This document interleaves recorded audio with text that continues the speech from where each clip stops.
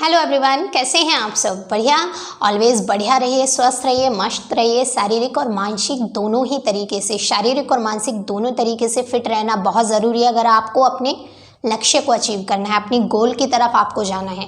और सिचुएशन, हालात, समय कैसी भी हो, आपको हमेशा अपनी सोच पॉजिटिव बना के रखनी है, हमेशा अपने दिमाग पर बैलेंस बना के रखना है। ऐसा नहीं कि समय के हिसाब से आप अपने आप को ढालते जा रहे हैं। तात्पर्य ये है कि रिजिड मत बनिए, ढालना चाहिए समय के हिसाब से, परंतु ऐसा नहीं है कि समय नेगेटिव चल रहा है तो सोच भी नेगेटिव कर ली। नहीं, सोच ऑलवेज पॉजिटिव रखिए, माइंडसेट ठीक रखिए। जब माइंडसेट सही रहेगा तो आप किसी भी प्रॉब्लम का सोल्यूशन बहुत अच्छे से कर सकते हैं। अगर माइंड किसी भी हालात, किसी भी सिचुएशन में, किसी भी समय आप बैलेंस बनाकर चलते हैं अपने माइंड पर, अपने दिमाग पर, बस ऑलवेज पॉजिटिव रहिए। समय, हालात, सिचुएशन कैसे भी हो बदल जाता है। ना ये समय था रहेगा, ना वो रहेगा, ना जो पहले था वो था, ना आगे आने वाला समय। हर समय बदलता रहेगा। समय पहले भी बदलता रहता था, सदियां बदली, वक्त बदला, हालात बदले, तो ऐसे ये समय भी है, बदल जाएगा। टेंशन मत लीजिए, बदल जाएगा। अपने आप को बस ऑलवेज पॉजिटिव रखिए और अपने आसपास जहाँ आप रहते हैं, परिवार में, पॉजिटिविटी का माहौल बना कर रखिए। आज का हमारा बहुत बहुत बहुत महत्वपूर्ण टॉपिक है। ये ना सिर्फ प्रीलिम्स, मेंस, इंटरव्यू, यूपीएससी के तीनों स्टेप के लिए ही बहुत महत्वपूर्ण है। वैसे तो कोरोना से वैसे भी बहुत सारे सवाल जवाब, जीडीपी को लेकर बहुत सारे सवाल अपने आप में ही बन जाएंगे, इंटरव्यू में भी, मेंस आंसर राइटिंग में भी और प्रीलिम्स में भी।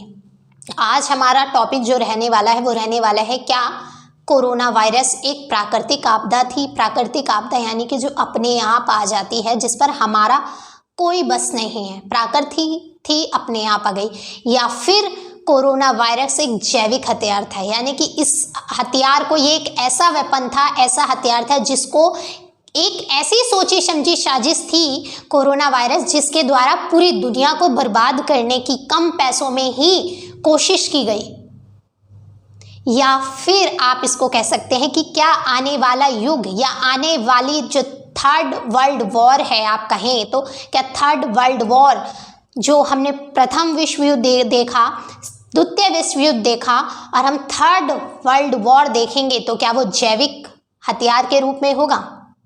तो ऐसे कुछ सवाल जवाब हमारे माइंडसेट में रहेंगे, हैं अभी भी, क्योंकि ये चर्चा परिचर्चा बनी हुई है। और ये उठी कहाँ से है? क्योंकि आग, धुआं तभी आया जब आग लगी होगी। ये चर्चा परिचर्चा उठी है ऑस्ट्रेलिया के द वीकेंड न्यूज़पेपर में छपे एक लेख के द्वारा। ऑस्ट्रेलिया का न्यूज़पेपर है the weekend. The weekend newspaper, the weekend Australian newspaper में छपे एक लेख के द्वारा ये आवाज़ उठी है कि ये जो कोरोना वायरस है, ये कोई प्राकृतिक आपदा नहीं है, ये एक सोची समझी साजिश है पूरी दुनिया के खिलाफ, चीन की। ये आवाज़ उठी। अब ये लेख कहाँ से छपा? ये जो लेख छपा, क्योंकि ये लेख कहीं ना कहीं तो छपा होगा, ये लेख छपा एक बुक के माध्यम से। वो बुक रिलीज भी होने वाली है सितंबर में, और बहुत महत्वपूर्ण है। बुक का नाम जानना भी आपको ज़रूरी है, और साथ ही साथ वो लिखी किसके द्वारा है वो नाम जानना भी आपको बहुत ज़रूरी है। What happened, what happened, what happened, मैंने देवनागरी लिपि में लिखा है, what happened in Wuhan. What happened in Wuhan इस बुक का शीर्षक है, जो शेरी मार्क्सन के द्वारा लिखी गई ये पुस्तक है, ये बुक है, ये सितंबर में रिलीज होने वाली है। इसी में, इस बुक में ही इस तरीके की बातें और रिपोर्ट दिखाई गई है, जिसके माध्यम से ये प्रूफ हो रहा है कि ये चीन की एक सोची समझी साजिश है, कोरोना वायरस पैंडेमिक। और ये साजिश सिर्फ अभी नहीं कि 2019 में ही रची गई थी। इसकी शुरुआत चीन की आर्मी के द्वारा, चीन पीपल्स लिबरेशन आर्मी के द्वारा 2015 से ही शुरू कर दी गई थी। 2015 से ही इस तरीके के वायरस बनाने की, इस तरीके के बायो वेपन्स बनाने की, जैविक हथियार बनवाने की शुरुआत कर दी गई थी। और ये दावा इस लेख में ही किया गया है। इस जो मैंने अभी आपको द ऑस्ट्रेलियन अखबार, द वीकेंड ऑस्ट्रेलियन में छपे न्यूज़पेपर, जो न्यूज़पेपर है ऑस्ट्रेलिया का, उसमें छपे लेख के द्वारा, साथ ही साथ यूएसए की जो एजेंसीज हैं उनके द्वारा भी ये बात कही गई है कि इस हथियार को बनाने का जिम्मा जिसको दिया गया था, जिस के द्वारा ये हथियार डेवलप किया गया, जहां पर ये दस्तावेज रखे गए थे, जिस लैब में, जिस अथॉरिटी में, वहीं के से कुछ सुराग मिले, ऐसी चीज़ें मिली जिसके माध्यम से ये कहा गया है कि कोरोना वायरस एक जैविक हथियार है। हमने फर्स्ट वर्ल्ड वॉर देखी और सेकंड वर्ल्ड वॉर भी देखी, हमने नहीं देखी, हिस्ट्री में ज़रूर देखी थी, पढ़ी है परंतु हमने, तो ये बात याद रखिएगा, पढ़ी है हमने और जानते हैं। तो वो दोनों हथियार परमाणु रासायनिक युग थे। आपने देखा सेकंड वर्ल्ड वॉर, जापान पर, हिरोशिमा और नागासाकी पर जब बम गिराए गए थे, आज तक भी जापान कहीं ना कहीं उस चीज़ को एक, जापान में वो काला दिन, काले ब्लैक डे के रूप में कह सकते हैं आप उसको, कितने बड़े स्तर पर जापान को घुटने टेकने के लिए मजबूर कर दिया गया था हिरोशिमा और नागासाकी की घटना के द्वारा। परंतु आज जो हम ये देख रहे हैं जैविक हथियार, ये तो उससे भी ज़्यादा बहुत खतरनाक जिसे कह सकते हैं, एक साथ पूरी दुनिया की तबाही, जिसमें कहते हैं ना, कहावत भी सुनी होगी, हल्द लगी ना फिटकरी और रंग चोखा ही चोखा, वो वाला काम होगा, कम पैसों में ज़्यादा बर्बादी वाला काम। इस तरीके की चीज़ें, इस तरीके की साजिश कुछ चीन के द्वारा शुरू की गई है। अब बात यहाँ ये भी उठती है, क्या उठती है बात यहाँ पर ये भी है कि चीन जो हमारे इंडिया की तरह लोकतंत्र नहीं है, मीडिया को इतनी आज़ादी भी नहीं है, वहाँ से तो खबरें पहुँचना वर्ल्ड स्तर पर भी बहुत बड़ी बात है। तो कैसे ये चीज़ें उड़ गई, कैसे पता चल गई कि ये जैविक हथियार है और जैविक हथियार को प्रयोग कर रहा है चीन, जैविक हथियार का, इस कोरोना वायरस का जैविक हथियार के रूप में चाइना प्रयोग कर रहा है देश की तबाही के लिए, पूरे वर्ल्ड की तबाही के लिए, देश दुनिया के स्वास्थ्य प्रणाली, उसकी जीडीपी को ध्वस्त करने के लिए। तो ये कैसे पता चला? तो कहीं ना कहीं मैंने अभी आपसे कहा था कि आग लगी होगी, धुआं तभी उठा है। चीन से ही ऐसे दस्तावेज मिले हैं जिसमें यूएसए के द्वारा, यूएसए की इंटेलिजेंस के द्वारा ये छानबीन की गई है। वैसे आप सब जानते हैं चीन समय समय पर इस बात को लेकर मनाही करता रहा है कि हम किसी भी तरीके की जांच की अथॉरिटी किसी को नहीं देंगे, पर चीन है, कोई बात नहीं, पर यूएसए को भी ऐसे ही यूएसए नहीं कहा जाता है। तो यूएसए की एजेंसियों के माध्यम से इस बात को जांचा गया, वहाँ के पे जो दस्तावेज मिले उससे ये पता लगा कि ये कोई प्राकृतिक आपदा नहीं है कि भाई आ गई प्राकृतिक आपदा और अब इसमें हम कर क्या सकते हैं। नहीं, ये कोई प्राकृतिक आपदा है ही नहीं, क्योंकि आज पूरी दुनिया में पहला स्ट्रेन आया कोरोना का, उसके बाद दूसरा स्ट्रेन आया जिसने भारत में तो बड़े स्तर पर भारत की स्वास्थ्य प्रणाली की पोल खोल के रख दी, और साथ ही साथ भारत के लोगों की इंसानियत, जो इंसानियत थी जिनके अंदर, वो भी सामने निकल के आई और जो कालाबाजारी थी वो भी निकल के आई। दूसरा स्ट्रेन, साथ ही साथ थर्ड स्ट्रेन की भी बात कही जा रही है कि थर्ड स्ट्रेन भी आ रहा है बड़े स्तर पर। तो देखिए, आज तक यूएसए, बड़े बड़े देश इस बीमारी से छुटकारा नहीं पा सके अभी तक भी। और चीन, आप चीन के कुछ फोटोज़ मीडिया में देख लेंगे, वहाँ पर आप देखेंगे कि चीन में सब कुछ, जहाँ से कोरोना वायरस वुहान से शुरुआत हुआ था, वहाँ पर सब कुछ नॉर्मल हो चुका है, मास्क फ्री देश बन चुका है चीन। तो क्या चीन ने प्री पैंडेमिक वैक्सीन तैयार कर ली थी पहले से ही? और इसको आप इस तरीके से देख सकते हैं कि अगर पहले से ही ये चीज़ें, कहीं ना कहीं पहले ही चीन की सोची समझी साजिश आप कह सकते हैं, और थोड़ी आग अपने घर में लगाना ज़रूरी है जिससे कि बाकियों को हम पर शक ना हो। इसी कारण से सबसे पहले चीन से ये शुरुआत हुई।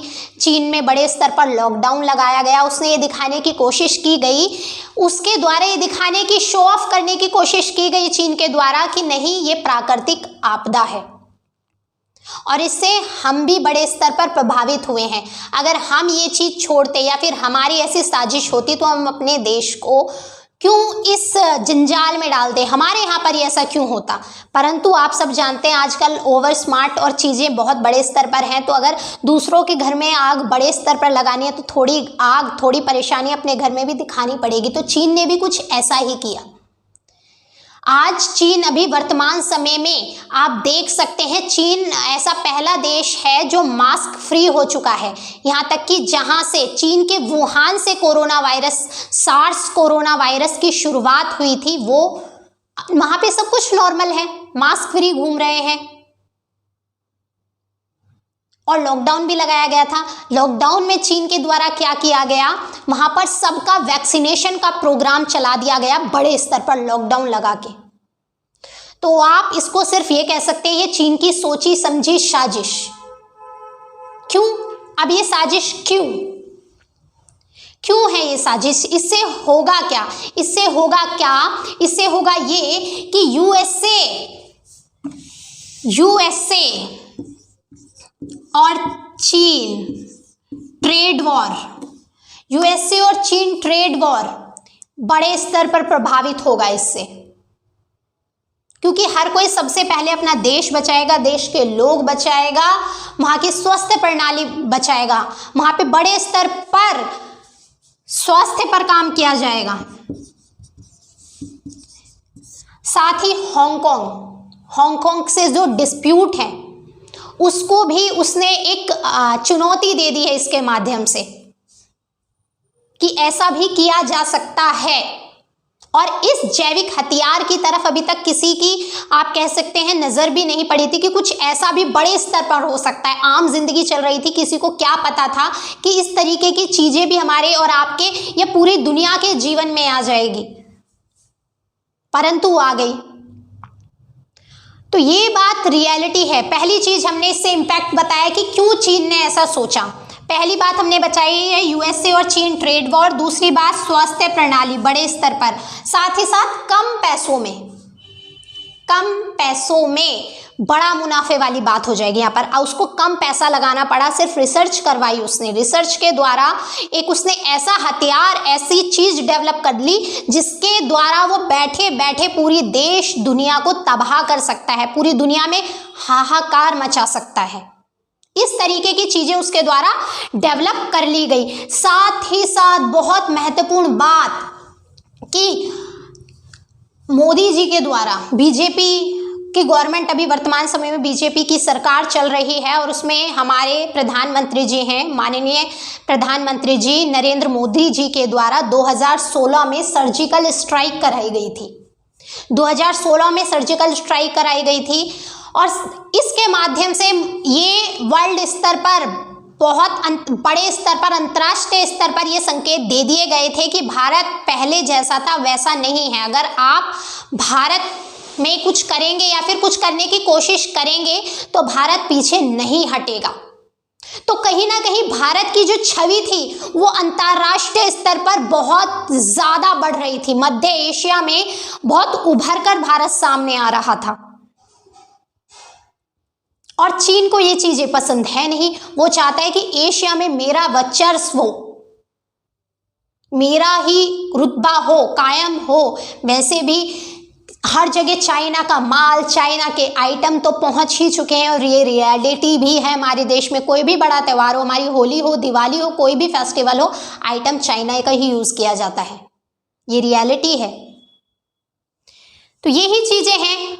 दूसरी बात, अब यहाँ हम कह सकते हैं गलवान घाटी का मुद्दा ले सकते हैं हम। गलवान घाटी, इंडिया और चाइना के बीच जो डिस्प्यूट है, तो ऑल ओवर ये सारी चीजें और जीडीपी ग्रोथ एक ऐसा, इस ड्यूरेशन में चाइना ही ऐसा एक देश है जिसकी जीडीपी ग्रोथ बहुत अच्छी जा रही है, प्लस में जा रही है। बाकी सबकी प्रणाली, स्वास्थ्य प्रणाली हो, जीडीपी हो, सब माइनस में जा रही है, क्योंकि सबका ध्यान सिर्फ किसी तरह इसी बात पर है कि ये जो महामारी हमारे देश में, हमारे दुनिया में आई है, इसकी समाप्ति हो सके।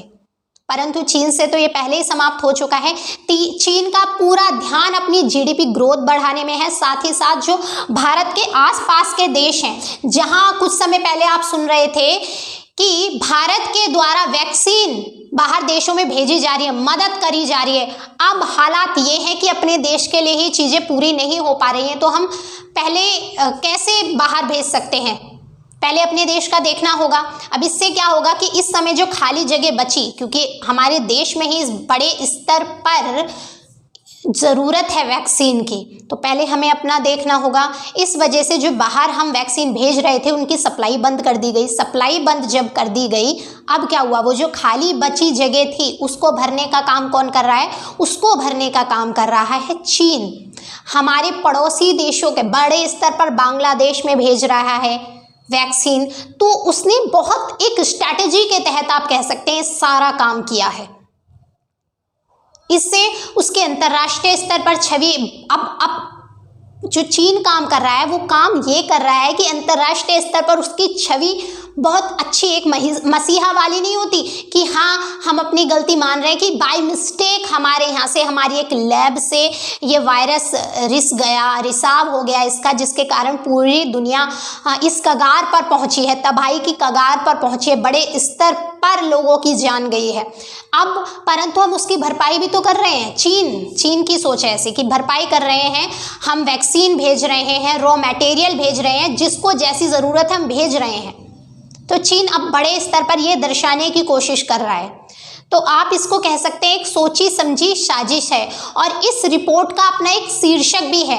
शीर्षक हिंदी में आप कहेंगे सार्स और जैविक हथियार के रूप में मानव निर्मित अन्य वायरसों की प्रजातियों की अप्राकृतिक उत्पत्ति।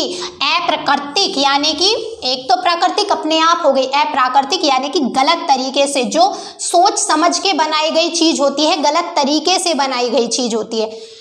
और अगर इंग्लिश में भी हम इसको देखना चाहें, क्योंकि अलग अलग है, कुछ लोग पूरा आप देखेंगे पूरे बड़े स्तर पर इस शीर्षक का नाम बता रहे हैं, कहीं शॉर्ट करके भी बताया जा रहा है। तो मैंने इसका पूरा नाम भी बता दिया है आपको, और शॉर्ट में भी इसका नाम बता देती हूँ इंग्लिश में, new species of man made viruses and genetic बायोवेपन्स।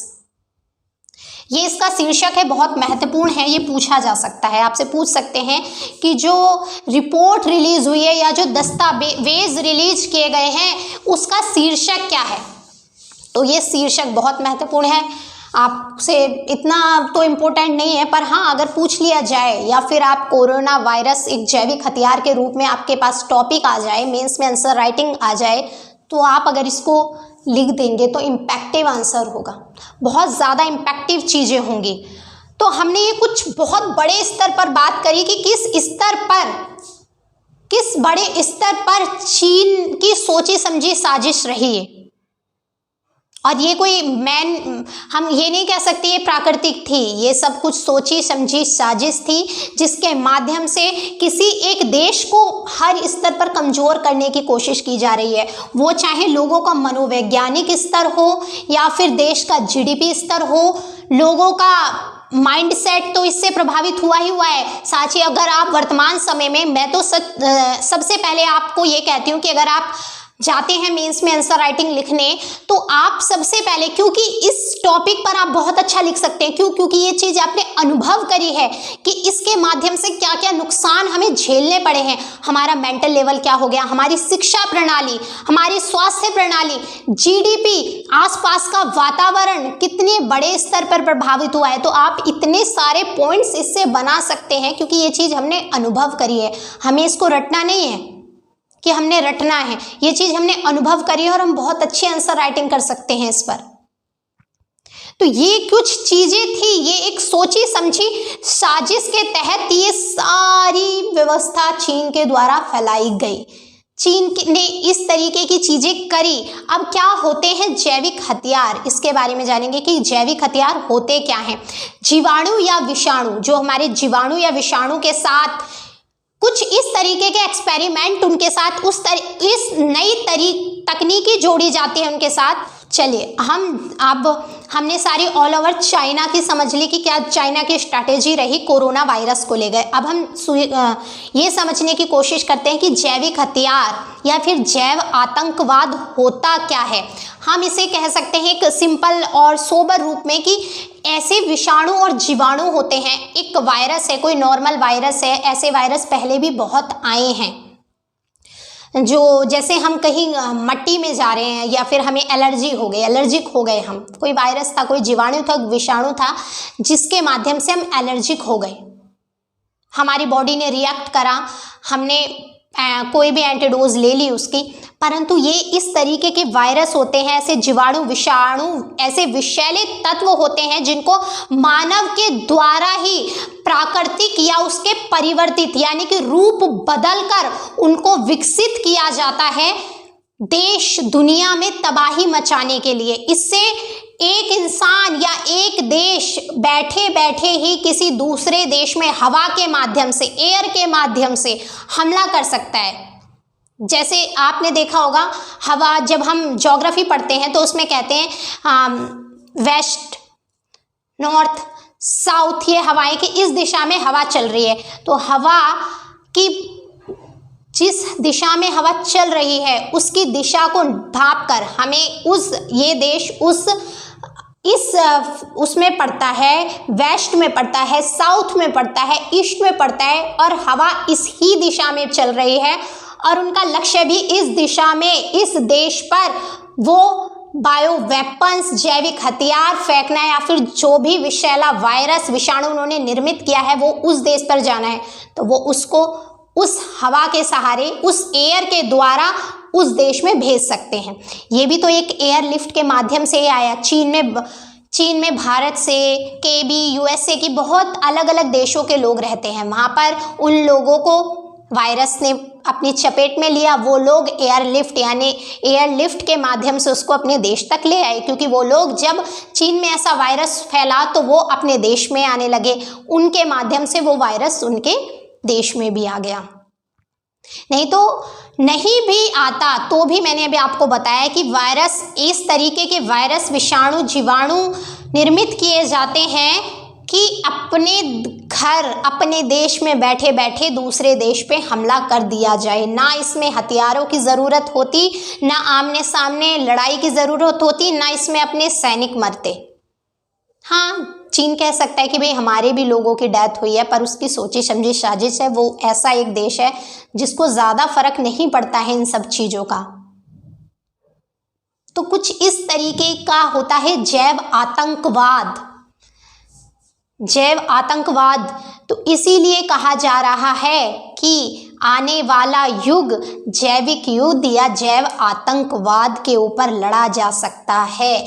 हाँ, और इसका प्रयोग इस कारण से भी किया जा सकता है, भाई किसी से दुश्मनी निकालनी हो या फिर बड़े स्तर पर आतंकवाद होते हैं, वो आतंकवादी भी इसका प्रयोग कर सकते हैं इस तरीके का। अब आप कहेंगे कि क्या वर्ल्ड लेवल पर इस स्तर के लिए, इस जैव आतंकवाद को रोकने के लिए, इस तरीके के युद्ध के लिए जो आगे आने वाला कह रहे हैं समय की, हो सकता है कोई संस्था है, कोई ऐसी चीज़ें हैं? तो बिल्कुल है। BWC biological weapon convention, BWC biological weapon convention बहुत इंपॉर्टेंट संस्था है। ये प्रीलिम्स के हिसाब से भी और मेंस में आंसर राइटिंग के लिए आती है। आपको अगर आप इसमें ये लिख देते हैं बहुत महत्वपूर्ण रहेगा, इम्पैक्टिव आंसर राइटिंग हो जाएगी। इसकी स्थापना 1972 में की गई थी। स्थापना 1972 में की गई थी और जो ये अस्तित्व में आया 26 मार्च 1975, 26 मार्च 1975 में इसको लागू किया गया। अब इसके मेंबर कितने हैं? इसके मेंबर हैं 183, 183 मेंबर हैं। 4 इसके सिग्नेटरी देश हैं और सबसे महत्वपूर्ण जो बात है वो बात है, क्या भारत इसका मेंबर है? तो बिल्कुल भारत इसका मेंबर है। इसका उद्देश्य क्या है? इसका उद्देश्य है वर्तमान जैविक और विषैले हथियारों के विकास, उनके उत्पादन, उनके अधिग्रहण, उनके हस्तांतरण यानी कि एक जगह से दूसरी जगह भेजने, अधिग्रहण से तात्पर्य उनको जोड़ना कि एक जगह एक वायरस दूसरा वायरस तीसरा वायरस बना के रिजर्व कर रहे हैं, तो उनके अधिग्रहण, उनका हस्तांतरण, संग्रहण करते हैं ना, गेहूँ वगैरह संग्रहण करते हैं, जोड़ जोड़ के रखते हैं, तो संग्रहण व इनका उपयोग को प्रभावी रूप से प्रतिबंधित करना इसका उद्देश्य है BWC का, बायोलॉजिकल वेपन कन्वेंशन का। तो अंतर्राष्ट्रीय स्तर पर इस तरीके की संस्था बनाई गई है जिसके माध्यम से हम इस तरीके के वेपन्स, बायोलॉजिकल वेपन्स, इस जैव आतंकवाद, जैविक हथियारों की उत्पत्ति को रोक सकते हैं। और हमें इसको बिल्कुल भी नॉर्मल तरीके से लेने की ज़रूरत नहीं है, क्योंकि अगर एक देश ने ऐसा किया है तो बाकी देश भी अब इस तरीके की सोच रख सकते हैं। अगर सभी के पास ऐसे हथियार हो गए, ऐसी सोच सभी की हो गई, तो पूरी देश और दुनिया तबाही के कगार पर आ जाएगी। अब इसके खिलाफ सख्त एक्शन लेने की ज़रूरत है कि पूरी दुनिया एकजुट होकर इसके खिलाफ एक्शन ले कि इस तरीके की चीज़ें भविष्य में ना हो। और भारत का हाल तो आप जानते हैं कि भारत में रिसर्च बहुत कम स्तर पर होता है। आज भी हमारे यहाँ पर शोध और रिसर्च उतने बड़े स्तर पर नहीं हो रहा है जितने बड़े स्तर पर होना चाहिए। बाकी जितनी भी रिली पोल थी, जितनी भी वीक पॉइंट्स थे, वो भी चीज़ें इस समय खुल के आ रही हैं। तो अब आप देखिए कि इस तरीके का अगर ऐसी चीज़ें रहें, कोरोना वायरस वाकई में एक जैविक हथियार के रूप में ही प्रयोग करने की एक सोची समझी साजिश थी या है, तो इसका भयावह रूप हम देख ही चुके हैं और अभी तक भी देख रहे हैं, ना जाने कब तक देखना पड़ेगा। तो ऐसा आगे चलकर और ना हो, तो इसलिए हमें सख्त से सख्त कदम उठाने होंगे।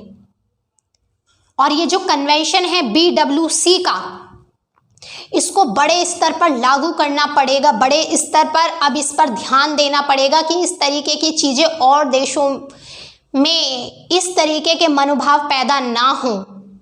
देशों में नहीं होते तो जो आतंकवाद, हम जिसे कहते हैं आतंकवाद, तो इसका प्रयोग कर सकता है। तो इस पर हमें बड़े स्तर पर ध्यान देने की ज़रूरत है कि इस तरीके की चीज़ें और अगर आगे हुई तो क्या होगा।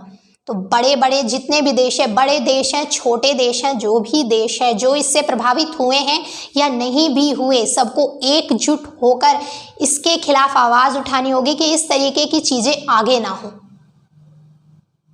आई होप कि जो चीज़ें मैंने आपको समझानी चाहिए हैं प्रीलिम्स, मेंस और आंसर 90 के हिसाब से, या फिर एक अगर आप सामाजिक प्राणी हैं तो भी आपका नज़रिया क्या होना चाहिए इसको लेकर, वो चीज़ें आप सब समझ चुके होंगे।